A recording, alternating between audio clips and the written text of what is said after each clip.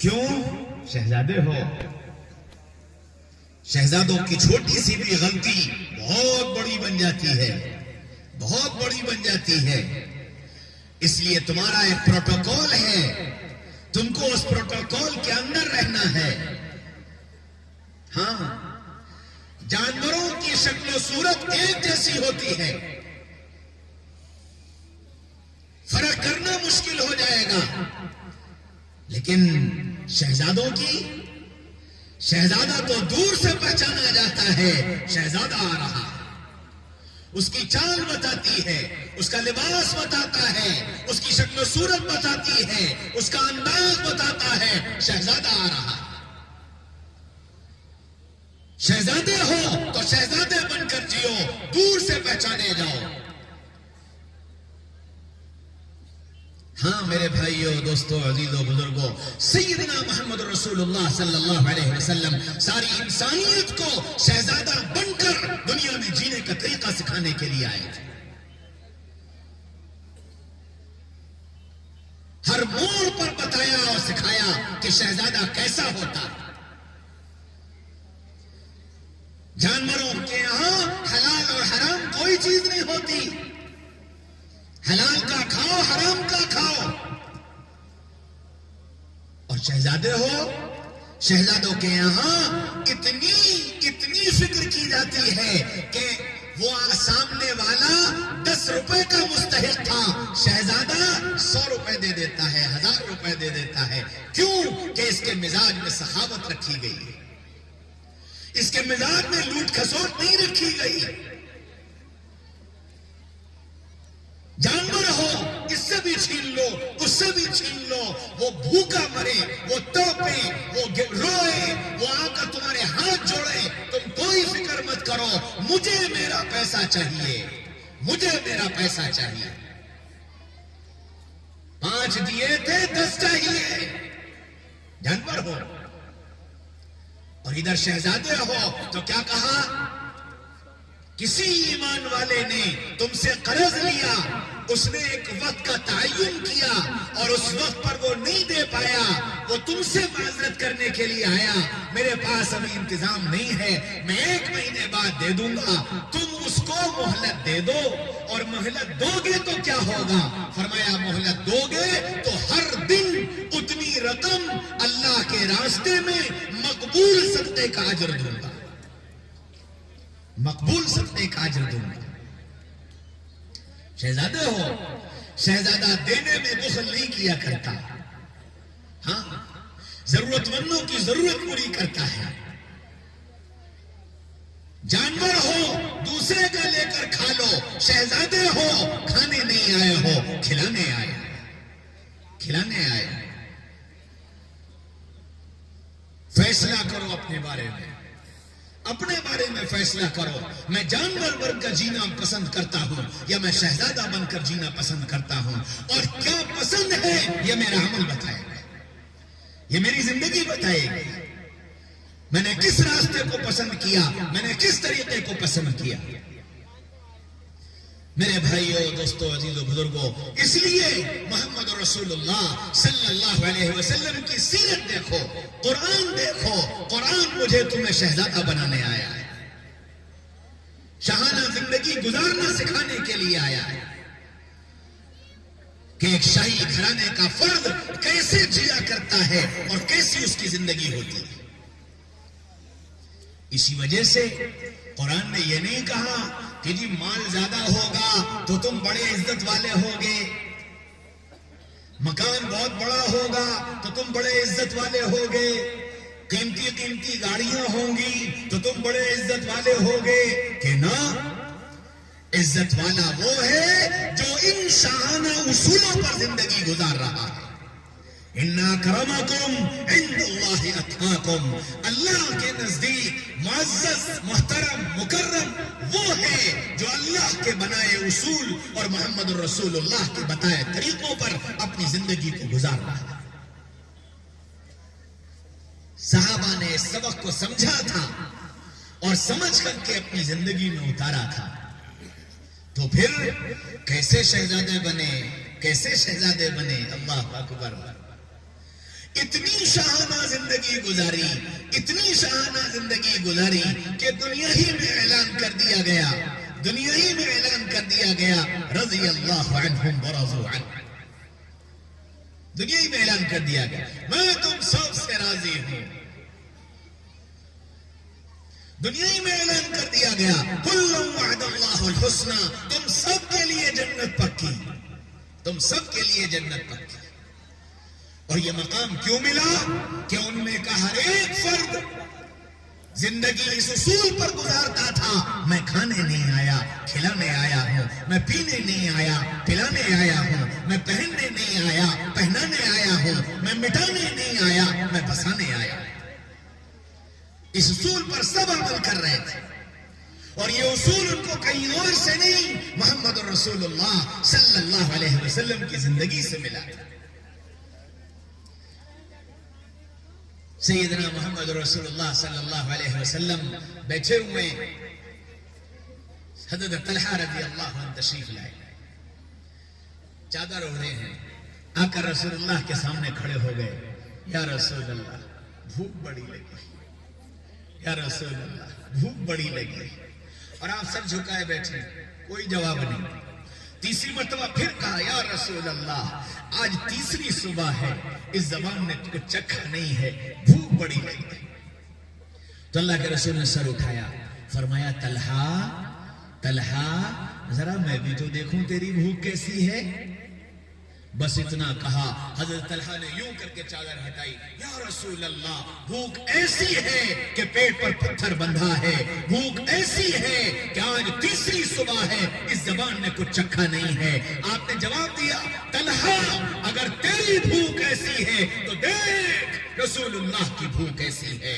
چادر ہٹائی، پیٹ پر 2 پتھر بندھے تھے، فرمایا طلحہ تیری زبان کو اگر تیسری صبح ہے تو رسول اللہ کی زبان کو آج 7ویں صبح ہے، اس زبان نے کچھ چکھا نہیں۔ طلحہ کی آنکھوں میں آنسو آ گیا، روتے ہوئے کہنے لگے، یا رسول اللہ ہمارے تو دکھ کے بھی ساتھی آپ اور سکھ کے بھی ساتھی آپ، ہم کہاں جاتے یا رسول اللہ، آپ کے پاس نہ آتے تو کہاں جاتے، لیکن یا رسول اللہ آپ کے پاس آ کر ہم نے آپ کو اور تکلیف دے دی، آج کے بعد اب آپ کو ستانے نہیں آئیں گے، آج کے بعد آپ کو ستانے نہیں آئیں گے۔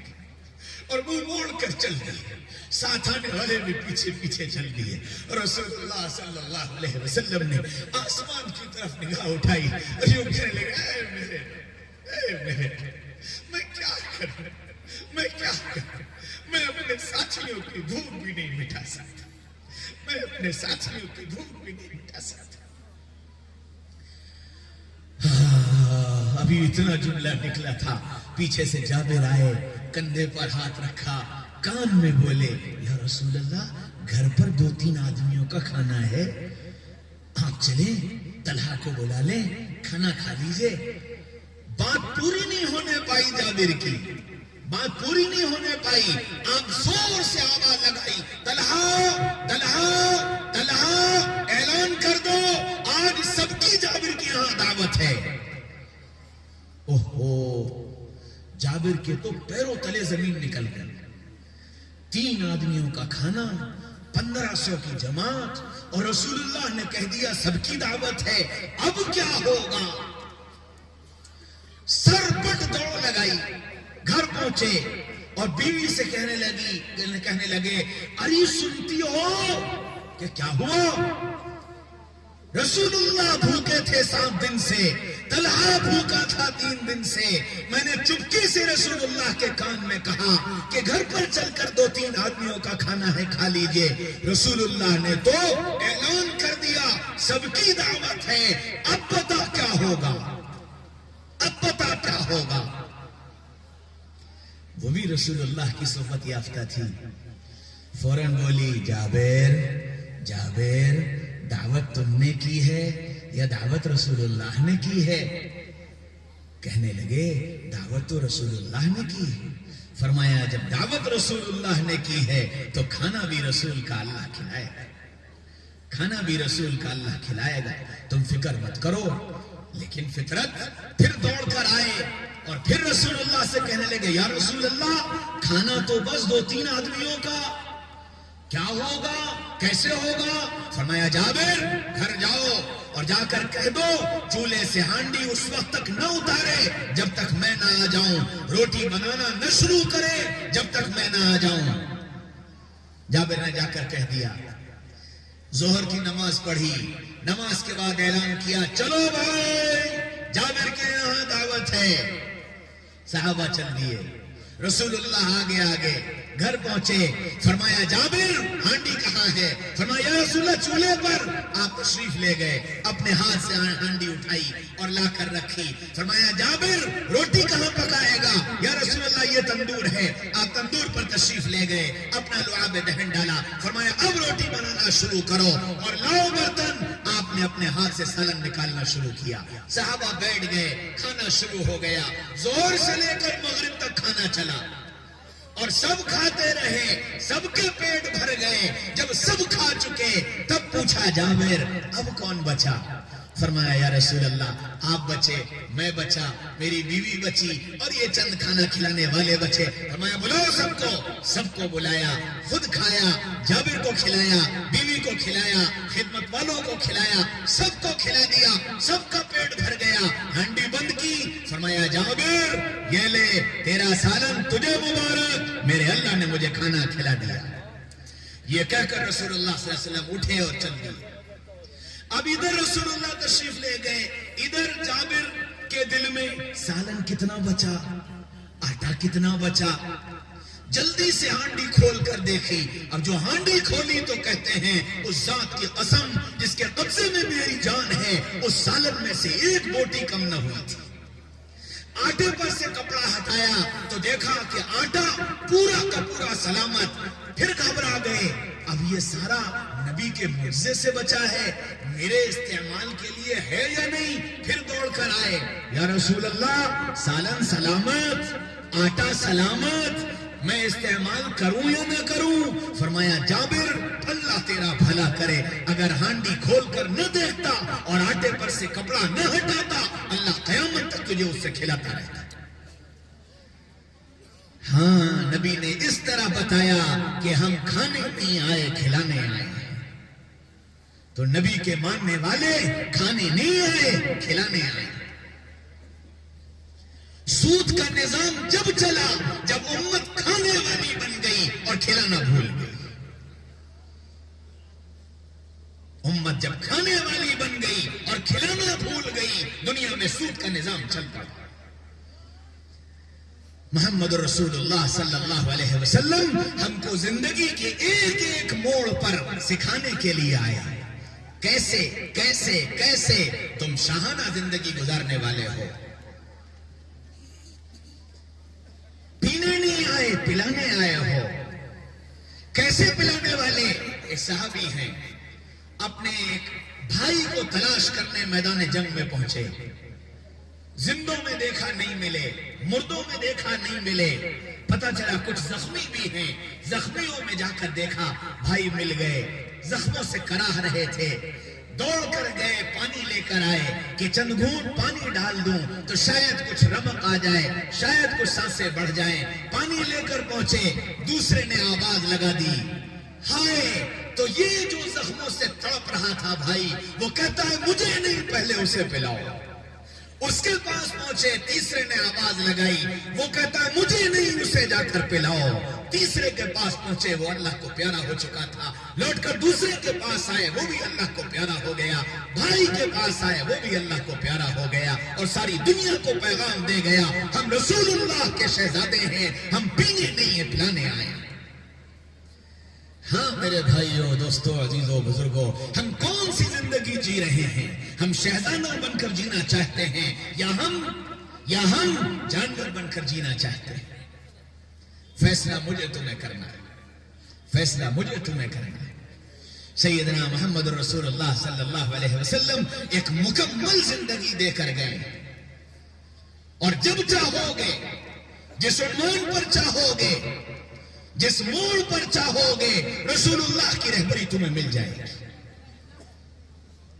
یہ ہو سکتا ہے تمہیں نہ معلوم ہو، لیکن اپنے علماء سے پوچھو، ان کی خدمت میں جاؤ، سنت والی زندگی اختیار کرو، اللہ برکتیں ڈال دے۔ قرآن صرف دعا تعویذ کی کتاب نہیں ہے، قرآن صرف رمضان میں تراویح میں سنی جانے والی کتاب نہیں ہے، قرآن ایک آئیڈیل بک ہے، ایک کامل اور مکمل کتاب ہے جو پوری انسانیت کی رہبری کے لیے آئی ہے۔ ظلم کیا میں نے تم نے، یہ کہہ کر کے قرآن مسلمانوں کا ہے، یہ کہہ کر کے محمد رسول اللہ مسلمانوں کے نبی ہے۔ قرآن ساری انسانیت کی کتاب ہے اور محمد رسول اللہ